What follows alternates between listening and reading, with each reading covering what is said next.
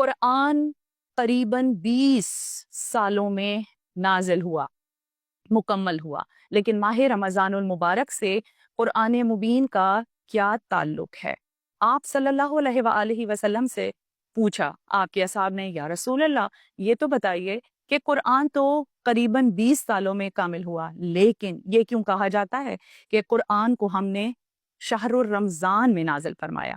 آپ نے فرمایا کہ پہلی ہی رمضان المبارک کے ساتھ، یعنی پہلی ہی ماہ رمضان المبارک کے ساتھ اللہ رب العزت نے پورے کا پورا قرآن بیت معمور میں نازل فرما دیا تھا۔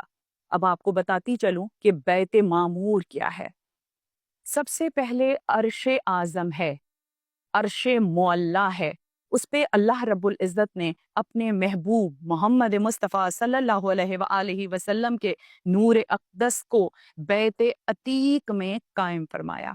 آپ نے بیت العتیق میں قیام فرمایا، اس کی عین سیدھ میں 7ویں آسمان پر بیت معمور، ایک ایسا اللہ کا گھر قائم ہوا کہ آسمان والے فرشتے اور آسمان کی مخلوق بیت معمور کا ہر آن طواف کرتے ہیں، اور بیت معمور کی ہی عین سیدھ میں اللہ رب العزت نے اس زمین پر کعبۃ اللہ کو تعمیر کروایا۔